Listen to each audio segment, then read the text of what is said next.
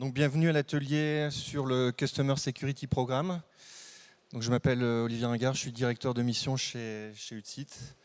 Je participe à des projets de connexion à Swift pour nos clients entreprises.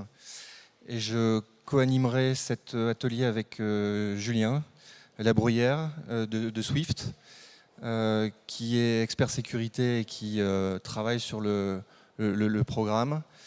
Et puis on aura en support Olivier Dazard, qui est également de Swift. Tous les deux sont venus de Belgique, merci à eux, qui travaillent depuis, je pense, le début sur le CSP. Donc avant de donner la parole à Julien, un bref retour en arrière pour expliquer les origines du CSP. Donc nous sommes en 2016. Il y a plusieurs banques qui sont victimes de fraude.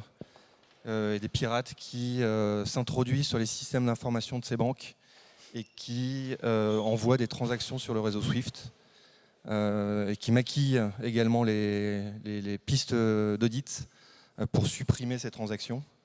Donc la plus célèbre d'entre elles, je pense qu'on peut la citer parce qu'elle a été largement citée dans la presse, c'est la Banque centrale du Bangladesh.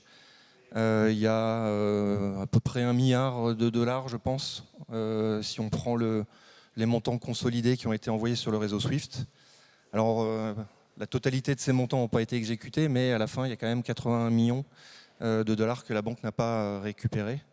Donc, ce sont des sommes quand même assez importantes. Et puis, d'autres banques, cette même année, ont été victimes de fraude avec le même mode opératoire.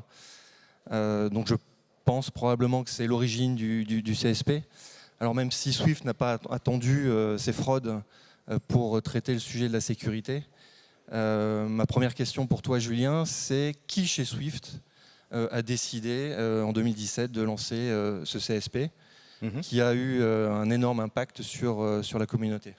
Ok, donc comme tu l'as dit, il y a eu des grosses attaques en 2016 qui n'ont pas en fait ciblé le réseau SWIFT en tant que tel, qui lui n'a pas été hacké, mais bien les banques, en utilisant donc des systèmes de hack sur les produits SWIFT dans les banques. Et donc ce jour-là, on a vu toutes ces attaques qui se sont augmentées de manière exponentielle. Au niveau de Swift, on a eu plusieurs initiatives de sécurité en interne, au niveau d'augmenter encore plus la sécurité de nos produits, également au niveau humain, mais on a également réfléchi à qu'est-ce qu'on pourrait apporter à la communauté pour s'assurer que nos clients, les partenaires, etc., augmente le niveau de sécurité pour éviter ce genre d'attaque. Donc en fait, en 2017, ça a vraiment été un mouvement de la communauté, donc les banques principalement qui ont poussé ça, les grosses entreprises, supportées évidemment par Swift et le board de Swift afin de mettre en place ce programme. Donc c'est bien l'ensemble de la communauté et non Swift qui est venu en disant voilà, on va imposer cela. C'était vraiment une demande générale pour augmenter le niveau de maturité en termes de cybersécurité. Ok, merci. Et quels sont les objectifs que Swift s'est fixés dans le cadre de ce programme?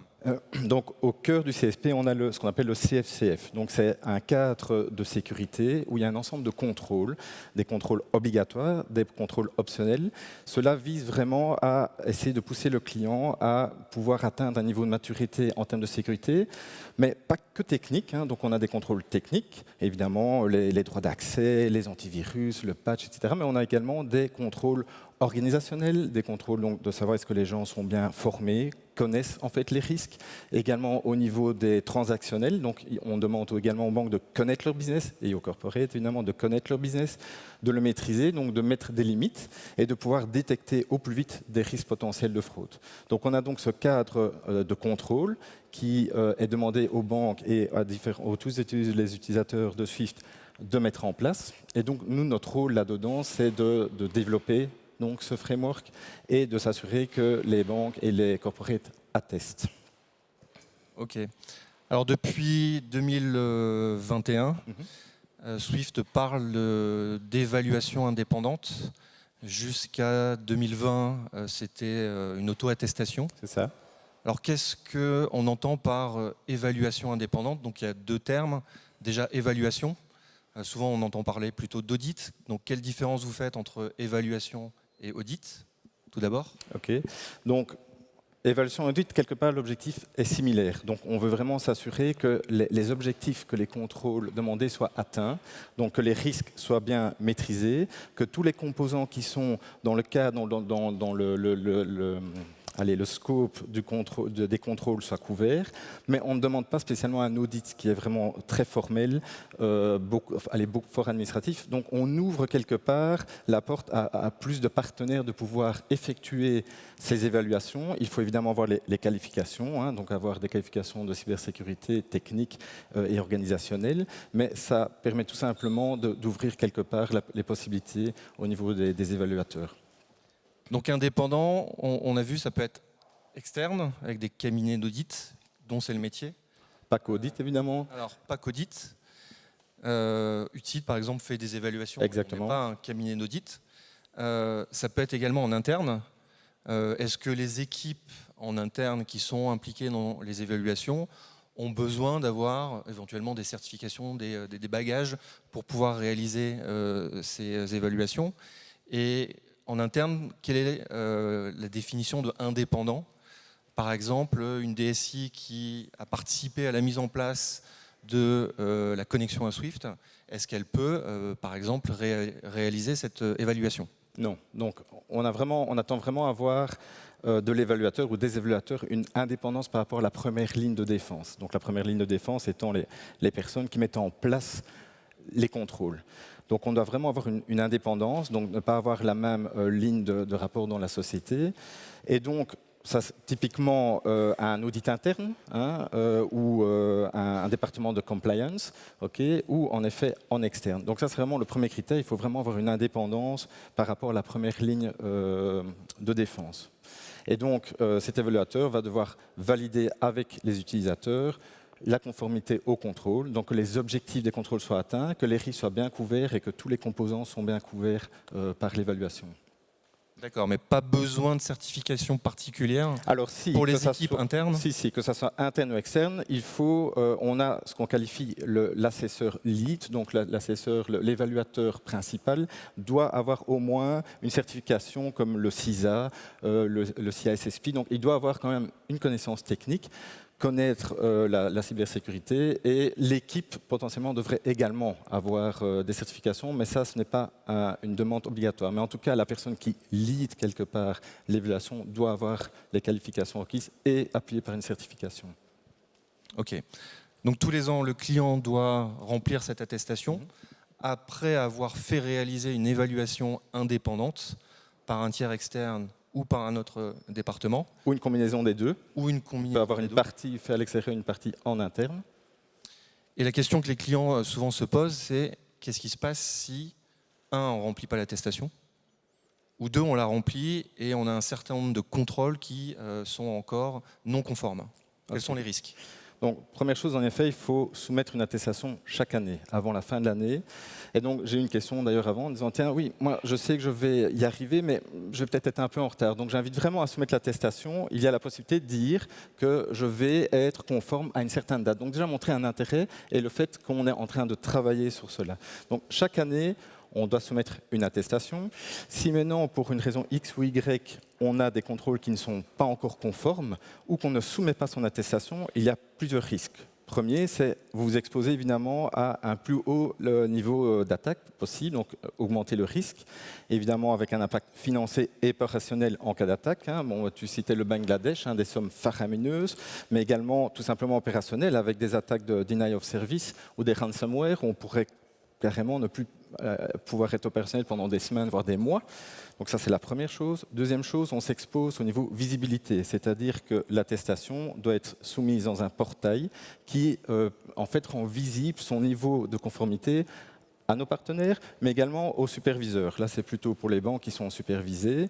Donc là, les superviseurs ont un accès en temps réel au niveau de conformité des supervisés et ils reçoivent également un rapport 2 fois par an avec le niveau d'attestation de leurs clients. Donc, plusieurs choses. Un risque financier en cas d'attaque, opérationnel, quelque part un risque réputationnel. Hein, si je ne suis pas conforme, je vais peut-être créer une diminution de confiance quelque part dans mon entité et également une visibilité au niveau des superviseurs. Mais pas de déconnexion. Donc pas de risque il n'y a pas, de déconnexion du réseau Swift. Il n'y a pas du Swift. tout de risque de déconnexion, c'est vraiment plutôt réputationnel, opérationnel et financier, mais on ne planifie pas de déconnecter les clients si jamais l'attestation n'est pas soumise à temps. Pas de pénalité? Pas de pénalité. Ok. Par contre, nous, ce qu'on constate, c'est que certaines banques commencent dans le cadre de l'activation des services sur Swift et lors des étapes de KYC à réclamer l'attestation de l'entreprise et refusent de l'activation des services tant que l'entreprise n'a pas soumis son attestation. Donc on a quelques clients qui ont été bloqués dans des projets de déploiement aux États-Unis avec des banques, alors surtout anglo-saxonnes, qui rajoutent cette étape supplémentaire et demandent aux clients entreprises l'attestation avant de pouvoir ouvrir le tuyau et les canaux sur Swift. Je trouve que quelque part, ça envoie un message positif sur la maturité, quelque part la qualité du programme. Ça prouve que celui-ci vraiment va pousser à monter le niveau en termes de sécurité. Il y a un niveau de confiance qui crée. On parlait de confiance tout à l'heure, donc je crois que ça crée vraiment une confiance mutuelle. Et le fait, en effet, que ceci est de plus en plus demandé pour pouvoir commencer du business, quelque part, est un gage de confiance en termes de sécurité et quelque part diminution globale. Il faut savoir qu'on s'attend à toutes les entités soumettent une attestation. Pourquoi ? Parce que ça doit être quelque chose de global. On doit communiquer. Également, en cas de fraude confirmée, il faut vraiment le communiquer parce que c'est vraiment en ayant un échange de la communauté qu'on va pouvoir monter la barre et s'assurer qu'on va être prêt pour les futures attaques aussi. Ok. Alors, je ne sais pas si tu as des chiffres à partager, mais est-ce que en France, les entreprises ont joué le jeu ? Est-ce que globalement, vous avez reçu avant le 31 décembre l'ensemble des attestations des clients français ? Alors, globalement, on remarque toujours la fin d'année, un peu le rush, évidemment. Donc là, c'est un peu le stress. C'est souvent dans les dernières semaines qu'on reçoit les attestations. Alors, globalement, mondialement, on a quand même un bon niveau de conformité. Alors, au niveau des corporés, des grosses entreprises, par rapport aux banques, on est quand même un peu en dessous. On a plus ou moins 20% de conformité en moins. Et la France est un petit peu en dessous. Donc, en effet, au niveau entreprise en France, il y a encore un peu de travail à faire. Et donc, je crois que ce genre d'endroit est vraiment bien pour passer l'information, que c'est vraiment important. On sait que ça représente de l'énergie à un coût, surtout la première fois. Mais après, une fois que c'est lancé, je veux dire, c'est que du bénéfice, pas visible au début, mais en cas d'attaque, l'impact est tellement grand que c'est vraiment important de l'appliquer. Donc, les entreprises françaises sont plutôt les mauvais élèves ? Mauvais élèves, je ne dirais pas, mais en tout cas, en deçà, tout à fait, oui.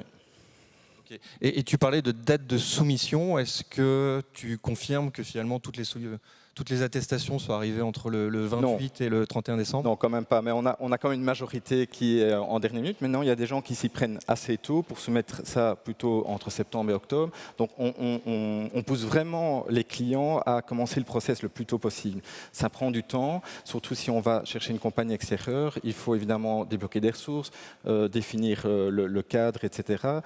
Et évidemment, si on se prend trop tard, tu vas peut-être le confirmer, mais vous recevez plein de demandes en même temps, c'est difficile de satisfaire tout le monde. Donc vraiment, prenez-vous à temps. Et alors également, ce que je conseille, c'est ici en juillet, on va publier déjà le framework 2023. N'hésitez pas à déjà voir les changements et potentiellement déjà évaluer sur la prochaine version. Comme ça, l'année prochaine, évidemment, ça sera encore plus facile. Je confirme, on a été sollicité énormément au mois de décembre pour réaliser des évaluations, et donc c'est assez compliqué déjà de faire l'évaluation en quelques semaines et on n'a pas la bande passante, donc on recommande aux clients d'anticiper et de préparer ces travaux longtemps à l'avance. Toi qui es sur le terrain, est-ce que tu as une idée potentiellement du temps moyen que ça prend pour une évaluation ?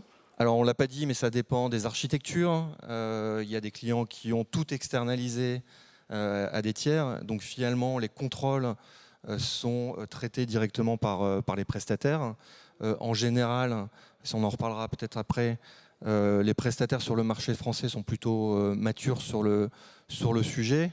Donc pour les clients qui ont tout externalisé, c'est relativement simple. Pour les clients qui ont encore une grosse partie de leur infrastructure hébergée par leur IT, ce sont des projets qui sont souvent plus compliqués et plus longs. Donc je dirais qu'à minima, il faut quand même 2-3 semaines pour faire une évaluation d'un client qui a une architecture de connexion très simple. Okay. Et on peut passer à 2-3 mois chez un client avec une organisation plus complexe, avec beaucoup d'équipes à rencontrer et interviewer. Donc, quand on s'y prend début décembre, c'est souvent trop court. Et tu confirmes que l'équipe quelque part projet qui va être impliquée dans l'évaluation ne sont pas que composées de techniciens, d'IT, etc. Non, parce que comme tu l'expliquais, les contrôles sont à la fois techniques. Donc c'est vrai qu'il y a une grosse partie des contrôles qui sont gérés par les équipes informatiques, mais il y a également des contrôles plus métiers que Swift a introduits au fil du temps. Et ces contrôles, il faut qu'on en discute avec les trésoriers. Et quand on parle contrôle métier, il n'y a pas que les trésoriers. Il y a par exemple un sujet sur la formation, la sensibilisation, les ressources humaines. Donc là, on va aller éventuellement discuter avec les responsables formation au sein des ressources humaines. Donc ça peut faire quand même beaucoup d'équipes à rencontrer afin de couvrir l'ensemble des contrôles. Tu parlais de 2023, donc le programme va sortir bientôt. Ici en juillet, oui. Vous anticipez toujours et vous sortez le programme toujours 18 mois à l'avance pour laisser le temps aux clients de se préparer. Est-ce qu'on peut attendre des gros changements sur 2023 déjà et sur les années à venir? Disons que sur les années à venir, on va vraiment focaliser sur la maturité. Donc maintenant, on arrive à un genre de plateau. Donc on a atteint, je veux dire, les contrôles clés. Donc on doit s'attendre dans les années à venir plutôt à stabiliser ces contrôles. Certains qui sont pour l'instant optionnels vont potentiellement devenir obligatoires, mais nous n'allons pas rajouter des nouveaux contrôles, probablement pas. Évidemment, nous sommes toujours dépendants de l'évolution du marché et potentiellement des attaques, des types d'attaques.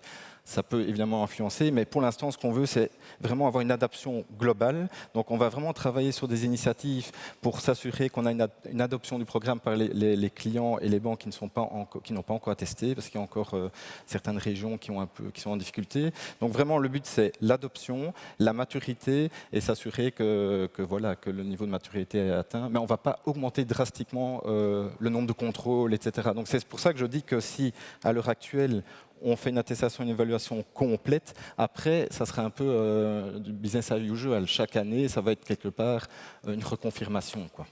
Donc pas de gros changements à attendre. Non. Peut-être quelques contrôles optionnels qui vont passer obligatoires. C'est ça. Sachant que vous n'introduisez pas des nouveaux contrôles qui deviennent obligatoires tout de suite. Ils sont d'abord facultatifs pour laisser le temps aux clients de se préparer. Au moins 18 mois. Pas de gros changements. Le programme aujourd'hui est mature. Exact. Donc un client qui a investi en 2021 sur une évaluation complète de son infrastructure peut s'attendre finalement l'année prochaine, enfin cette année déjà et l'année prochaine, avoir une évaluation beaucoup plus légère. Surtout qu'on peut s'appuyer en effet sur l'évaluation de l'année passée. Donc quand vous faites une évaluation complète, l'année qui suit, il y a certains critères qui sont décrits dans notre documentation sur la possibilité de réutiliser les conclusions de l'évaluation précédente. Donc ça permet quelque part une année sur deux, si on fait bien son travail, c'est quelque chose de très light, de très léger. C'est une reconfirmation que les contrôles fonctionnent. Ça va peut-être être des petits tests juste de confirmation, mais plus une évaluation aussi complexe. Donc si on fait bien son travail l'année 1, je vais dire, l'année qui suit, on peut avoir un travail allégé et après l'année 3, là, refaire une confirmation plus globale. Donc il y a quelque part un rollout de 2 ans, quoi. Ok. Et alors, quel est votre rôle avec Olivier? Est-ce que les clients peuvent vous solliciter pour vous poser des questions, pour vous demander éventuellement une clarification sur un contrôle? Comment vous venez en support finalement des clients? Et puis après, on verra des partenaires.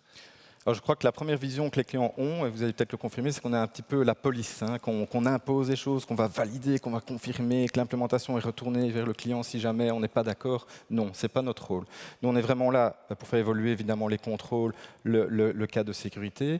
Répondre aux questions, tu disais clarification, oui, donc notre super waiver. Si vous avez une hésitation sur quelle est mon architecture, quels sont les contrôles qui s'appliquent à moi, il faut nous contacter. Nous sommes vraiment là pour vous soutenir, pour vous guider, pour clarifier, mais clairement, nous ne sommes pas là pour confirmer votre implémentation. Nous n'allons jamais confirmer, par exemple, Julien, peux-tu me confirmer que ce que j'ai mis en place est bon par email? Ça, nous ne ferons pas. C'est vraiment l'évaluateur indépendant qui doit le confirmer. Mais nous, clairement, on est là pour guider. Je vous invite aussi à souscrire à des webinaires. 2 fois par an, on a toute une série de webinaires qui sont très intéressants. Là, on va d'ailleurs en faire un spécialisé sur les évaluateurs. Donc, on va rentrer encore plus dans le détail. Et donc, voilà, documentation, support, guidance, mais pas confirmation de conformité. Donc vous confirmez qu'avec Olivier, vous ne lisez pas le résultat des attestations Non. Dès le 1er janvier pour vérifier que tout est bon? D'ailleurs, on ne demande pas au client de fournir le rapport et les preuves. Donc il y a évidemment le portail. Vous avez peut-être déjà entendu parler du KYC SA, Security Attestation. Donc là, vous devez confirmer votre conformité au contrôle, mais il n'y a pas de preuve à part la lettre qui confirme par l'évaluateur indépendant qu'il a bien fait son travail comme il faut, j'ai envie de dire, mais il ne faut pas fournir de preuves, de rapports, d'évidence pour confirmer que ce qui est écrit quelque part dans le portail est véridique. Ok, je confirme que vous êtes également en support des éditeurs, des prestataires, etc., que vous les sensibilisez sur ce programme, que vous répondez aux questions des évaluateurs, j'en fais partie. Voilà, je pense qu'on peut... Alors, une petite page de pub. On organise une formation à la FTE le 5 octobre sur le sujet. Donc, c'est ouvert aux trésoriers, aux banquiers, parce que les banquiers sont bien sûr concernés par ce programme, mais également les évaluateurs qui veulent se former sur le sujet. J'ai vu qu'il restait 5 minutes. Peut-être qu'on peut donner la main pour quelques questions. Qui se lance? Je vois une dame ici à droite. Bonjour. Bonjour. J'ai une question par rapport au contrôle. De mémoire, je ne sais pas par rapport à notre architecture en tout cas, il y a à peu près 12 contrôles obligatoires à faire, en fait à confirmer. Nous avons quelques contrôles obligatoires qui ne sont pas conformes et notre prestataire externe nous a indiqué qu'il y a une sorte d'engagement de la part du groupe pour dire que l'année prochaine, ces contrôles-là ils seront réglés. Est-ce que c'est le cas ou pas? Est-ce que c'est demandé par Swift que en fait, les contrôles qui ne sont pas conformes doivent être réglés ou doivent être conformes l'année d'après?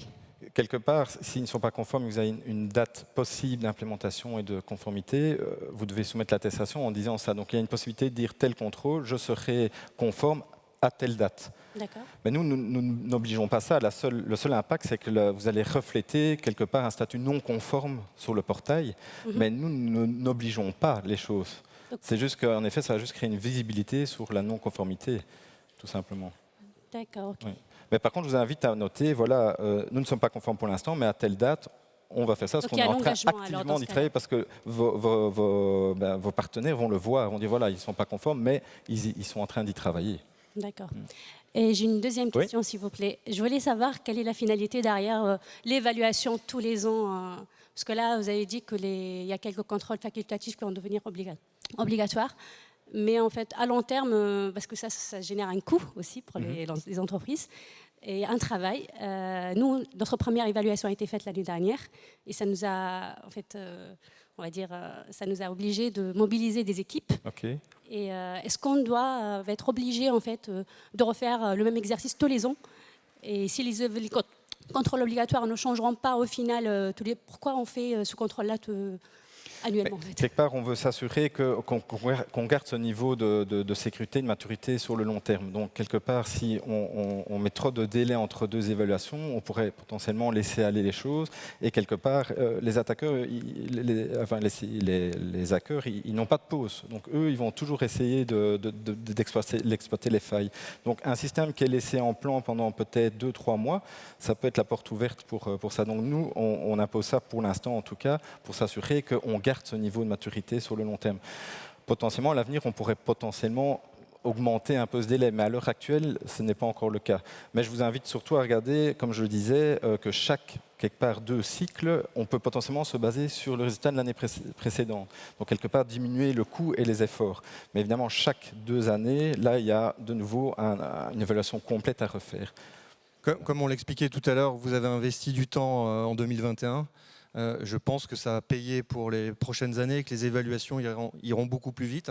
Vous allez simplement vérifier qu'il n'y a pas eu de modifications sur votre infrastructure, sur votre organisation, etc. Et donc l'évaluation devrait prendre beaucoup moins de temps que la première année. où forcément vous avez dû mobiliser des équipes. Ouais. Est-ce qu'il y a d'autres questions? Monsieur.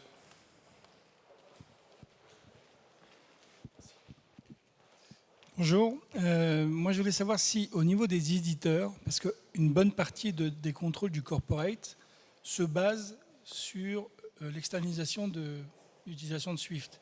Donc, notamment, les éditeurs portent une grande partie des contrôles. Est-ce que l'accès à leur propre certification est public ou est-ce qu'il faut nécessairement s'adresser à l'éditeur pour l'obtenir?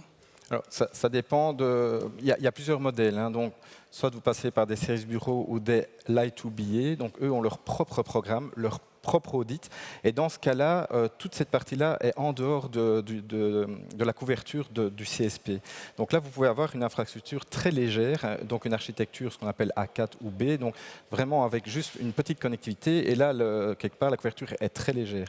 Donc vous n'avez pas besoin, dans ce cadre-là, d'obtenir de ces fournisseurs de services, donc Lie2BA au service bureau, une attestation parce que c'est public, c'est publié sur Swift. Et d'ailleurs, dans le portail KYCSA, si vous dites que vous passez par tel fournisseur de service, ça va être reflété, son niveau de conformité. Par contre, si vous faites de l'externalisation de vos propres serveurs, par exemple, dans un data center, là, comme vous êtes propriétaire, c'est à vous de vous assurer, si c'est opéré par le fournisseur de service, que lui vous donne en effet quelque part une assurance raisonnable de la conformité. Et là, c'est à eux à vous fournir ça. Donc, je ne sais pas quel est votre cas, évidemment.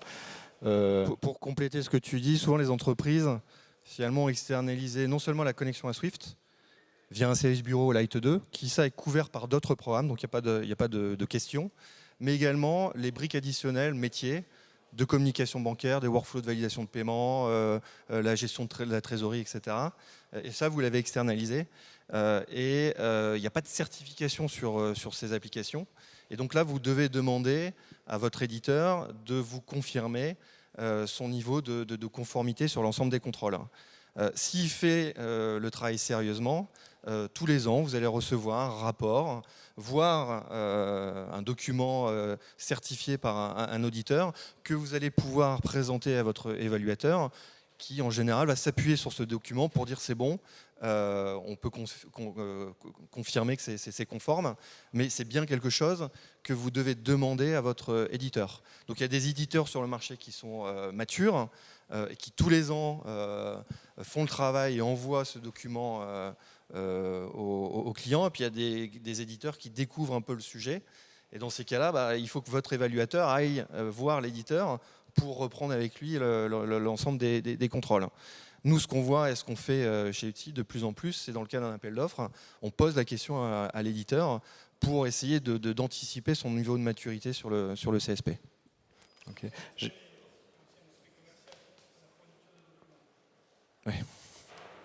J'ai vu que c'était la fin, donc écoutez, de toute façon on est disponible. Hein, aussi donc Julien et Olivier, si vous avez des questions, vous pouvez nous attraper sans problème. Contactez notre support aussi, hein, comme j'ai dit, et voilà. Merci beaucoup. Merci.